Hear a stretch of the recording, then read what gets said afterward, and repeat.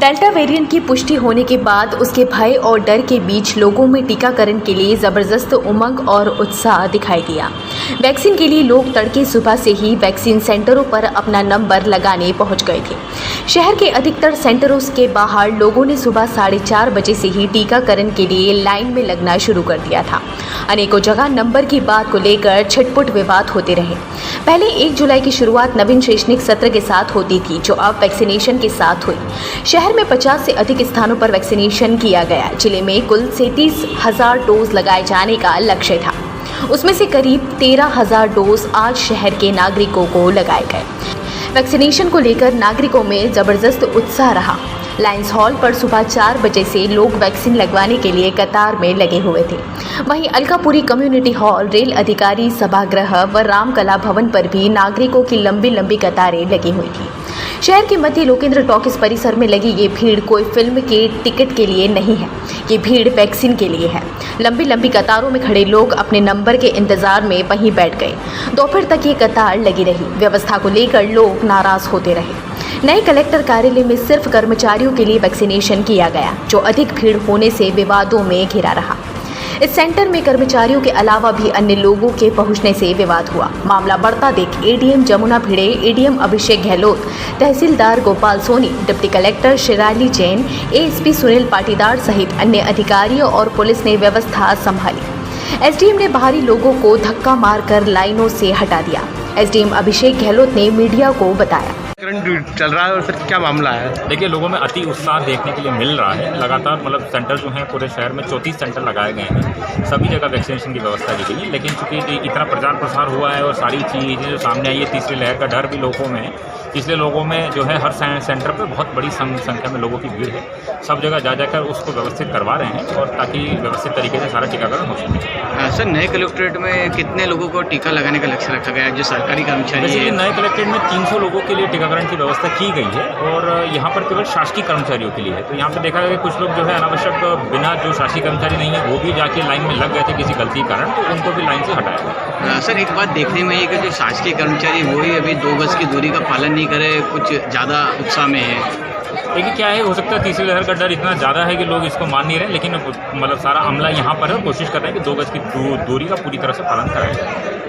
मित्र निवास रोड स्थित रंगोली में भी भीड़ लगी रही। अपने लोगों को टोकन पीछे खिड़कियों से देते रहे, जिससे लोग नाराज रहे।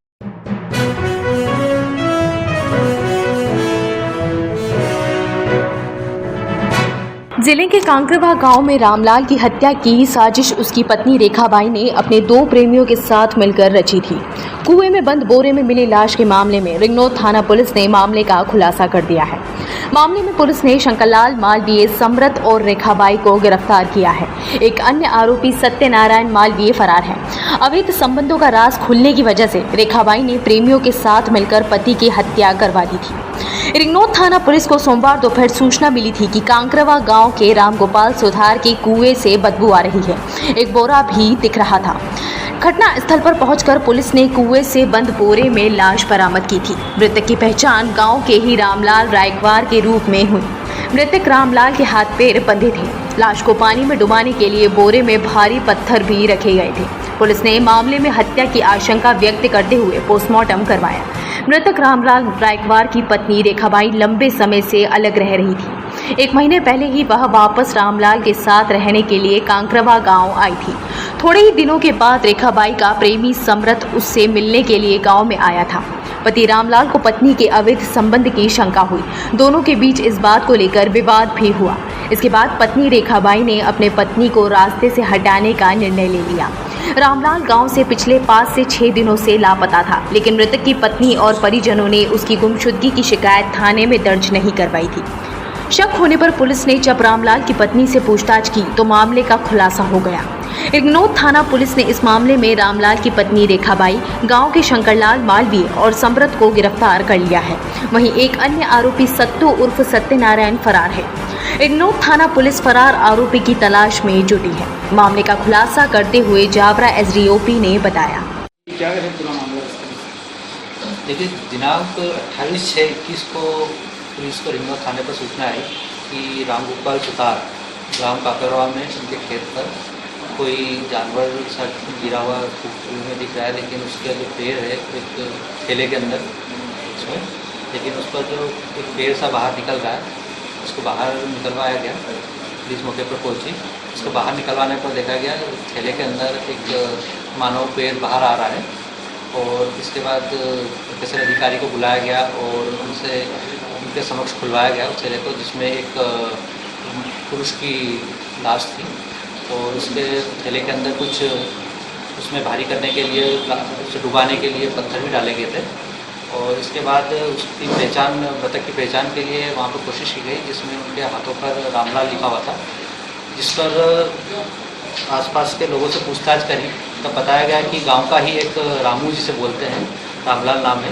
रामलाल कई दिनों से गायब दिख नहीं रहा है, तो उसके परिवारजनों को बुलाया गया, उसकी आइडेंटिफिकेशन कराया गया, जिसमें उसके पुराने जो इसका ऑपरेशन किया गया था पैरों का, उसके आधार पर चीज़ों देखा गया तो रामलाल होना पाया गया है। उसके बाद तो पुलिस ने आगे इन्वेस्टिगेशन की। इन्वेस्टिगेशन में उनके परिवार, रिश्तेदारों की कॉल डिटेल वगैरह देखी गई। और क्योंकि देखा गया कि जो मृतक था उसकी पत्नी ये 23 तारीख से गायब था, लेकिन उसकी पत्नी द्वारा या उसके परिवारजन में किसी के भी द्वारा कोई शिकायत गुमशुदगी नहीं दर्ज कराया गया, कुछ भी नहीं किया गया। तो हमारे संदेह के घेरे में आए, हमने कॉल डिटेल वगैरह CDR निकाल के देखा तो इसमें हमें 2-3 नाम आए। एक नाम उनका एक रिश्तेदार समृत निवासी कुचड़ोत और गांव का ही एक शंकरलाल मालवी और सत्तू सत्यनारायण, इन 3 लोगों को हमने पाया। और इसमें पाया गया कि मृतक की पत्नी रेखाबाई, इसके संबंध थे गांव के ही रहने वाले शंकरलाल थे। और शंकरलाल से वो अक्सर क्या करती थी, जब भी मृतक और उसकी पत्नी की लड़ाई होती तो इसे बोलती रहती थी कि इसे ख़त्म कर दो, फिर अपन साथ में रहेंगे, इस तरह। और शंकर की भी पत्नी नहीं थी। इसके अलावा मृतक की पत्नी के रिश्ते का संबंध उसके एक रिश्तेदार, मृतक के रिश्तेदार समृत के साथ भी थे। इसलिए तो मृतक का रिश्तेदार समृत और शंकरलाल और इसके अलावा एक सत्तू उर्फ सत्यनारायण काकरवाका ही रहने वाला है। ये कुछ पैसे मांगता था मृतक से, लेकिन मृतक लंबे समय से उसे पैसे नहीं दे रहा था। इन तीनों ने एक योजना बनाई उसकी पत्नी के साथ मिलकर, जिसमें इनकी पत्नी ने ही सब कुछ उसमें आगे उनके साथ रही है। उनको पूरी चीज़ें पता थी। 23 तारीख को एक मौसर का कार्यक्रम था मृतक के परिवार में। उस दिन सत्तू ने इशारा किया उसे शंकरलाल के खेत पर आने पर मृतक शाम को शराब पीने के लिए शंकरलाल के खेत पर गया, जहाँ पर पीछे से इसके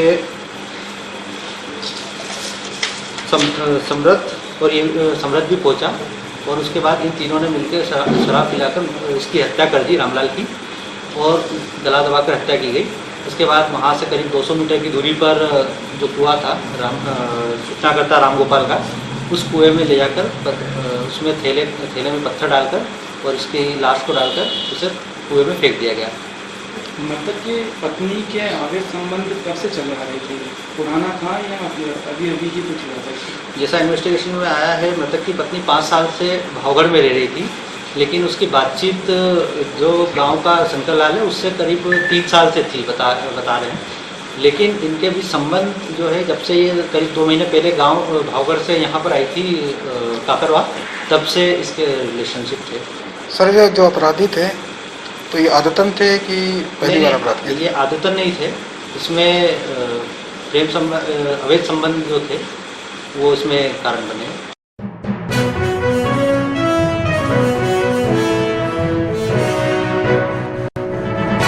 ये तस्वीर हरमल रोड स्थित नाले का है। इस नाले की सफाई और निर्माण नगर निगम ने 20 दिन पहले शुरू किया था। कछुए की चाल से चल रहा निर्माण अब मुसीबत बन गया है। अधूरे पड़े नाले का मटेरियल सड़क पर पड़े होने से राहगीरों और वाहन चालकों को दिक्कतें हो रही हैं। इस नाले के कारण किसी भी समय जाम लगना रोजमर्रा का काम हो गया है। ऐसी स्थिति में निगम बारिश के पहले काम पूरा नहीं कर सकेगा, जो मूसलाधार बारिश के समय इस क्षेत्र में जल भराव पर विवाद का कारण बनेगा। क्षेत्रीय रहवासियों ने बताया। मोहम्मद जावेद। यह बताया कि जो नाला निर्माण हो रहा है यहाँ पर कल जानकारी होगी कि जो नाला निर्माण हो रहा है तो वो जिस तरीके से होना था बीम में सगे होने से तो सर्जन डाला गया, तो क्या वो सही बात है? ये सिर्फ सीमेंट गिट्टी डाल के दीवार खड़ी कर दी है, साइड में बॉर्डर बनाई है। और ये अभी काम आपके सामने है, इसको तकरीबन 20 दिन हो गए हैं। 20 दिन में सिर्फ ये दीवार बनी है और हल्का सा भरा हुआ है। कौन ठेकेदार है, कुछ जानता है इस बारे में? आपको आपने उसको सूचित किया था? ठेकेदार का नाम तो अपने को नहीं पता, नगर निगम से ही है।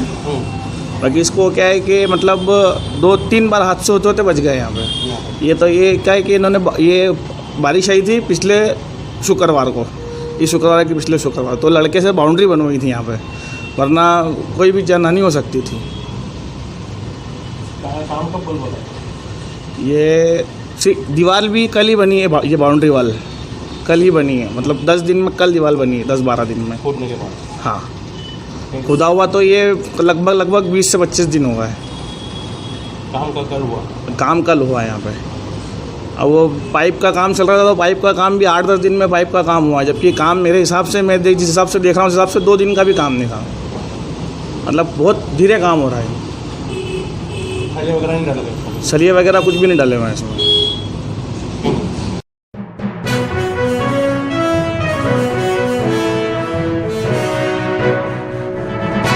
जिले के ग्राम मेवासा में पानी की कमी और ग्राम पंचायत सचिव की लापरवाही से नाराज ग्रामवासी रतलाम के जनपद पंचायत आए और अपनी परेशानी जनपद पंचायत सीईओ रामपाल सिंह को बताई। जनपद पंचायत सीईओ ने ग्रामवासियों की समस्या सुनी और उनको 2 दिन का आश्वासन देकर टैंकर की वैकल्पिक व्यवस्था करने का आश्वासन देते हुए 2 दिन बाद मोटर उपलब्ध करवाने की बात कही। ग्राम पंचायत सचिव की भी लापरवाही जब गांव वासियों ने बताई तो जनपद सीईओ ने ग्राम सचिव की लापरवाही को देखते हुए नोटिस जारी करने को कहा। जनपद सीईओ रामपाल सिंह करजारे ने बताया, समस्या को लेकर कहाँ के थे और क्या समस्या थी इनकी? ग्राम पंचायत मेवासा के कुछ ग्रामीण 10-12 लोग आए थे, पेयजल की समस्या को लेके आए थे। वहाँ पर उनका जो बोर था वहाँ से अभी मोटर नहीं, वहाँ पे वैकल्पिक व्यवस्था के रूप में वहाँ पर पास में ही हैंडपम्प है, 100 मीटर के दायरे में तो हैंडपम्प है, वहाँ से वो पानी ले सकते हैं। हमने और एक अलग से व्यवस्था उनके लिए करी है कि टैंकर से भी उनके लिए अभी 2-3 दिन के लिए आपूर्ति करेंगे, पेयजल की व्यवस्था की जाएगी वहाँ पर। और उसके लिए अलग से मोटर की व्यवस्था की जा रही है। मोटर डल जाएगी, उनको प्रॉपर पानी की व्यवस्था पीने के लिए मिलता रहेगा। तो इस तरह का हमने लोग आए थे, उनको हमने संतुष्ट किया है और अपने वो गांव निकल गए हैं। इस तरह से हमने ये कार्रवाई कर रहे हैं। और जो ग्राम पंचायत को जानकारी मिली कि सरपंच सचिव वहाँ पर काम में रुचि नहीं ले रहे हैं, उनके संबंध में जो नियमानुसार जो कार्रवाई बनती है वो कार्रवाई कर रहे हैं। पेयजल संकट भुगत रहे ग्रामीणों ने बताया, भाई कहाँ से आए अभी? मेवासा से। क्या परेशानी थी जो आपने जनपद पंचायत आए? पानी की बहुत परेशानी हो रही है सर, डंडू बोकड़ू हमारे बहुत तरपड़ी हो, 3 दिन हो गया हमारे को परेशानी होता और सरकारी मोटर में थी, मोटर काट के अपने सरकारी मोटर में थी काटी ने प्राइवेट होल में मोटर उतार दी थी।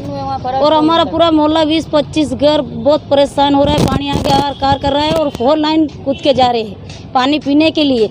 उसके लिए हम 2 दिन थी एक लड़की टकरा जाती 4 लाइन से और मंत्री सरपंच को कहते हैं तो कोई रहते भी नहीं है और इतने दिन हो गया हमारे कोई सुनता भी नहीं है और पंचायत में आता भी नहीं है। तो यहाँ से क्या आश्वासन दिया गया? 2 दिन का बोला है, 2 दिन का बोला और 2 दिन का टैंकर छोड़ाएगा बड़ौदा पंचायत से। पानी पीने के लिए नहीं मिल रहा है और सरकारी बर्मा में से सरकारी हॉल लगा है तो ये प्राइवेट में डाल दिया खींच के मोटर पड़ी थी तो उसमें मोटर चल रही थी तो वहाँ से निकाल के प्राइवेट हॉल में डाल दी मोटर। हम 25-30 घर वाले सब परेशान हो रहे हैं पानी के लिए। पानी कैसा आ रहा है? पानी आ रहा है या नहीं आ रहा? पानी आ रहा है, पानी आ रहा है इसमें पूरा मोहल्ला पी रहा है इसमें। इस भर में से इसमें से मोटर काट के प्राइवेट हॉल में डाल दी मोटर। सब डंडे डोर यहाँ क्या करना है? यहाँ पानी के लिए ही आए हैं। क्या बोला गया? 2 दिन का बोला है कि 2 दिन में मोटर आ जाएगी और अभी टैंकर का बोला।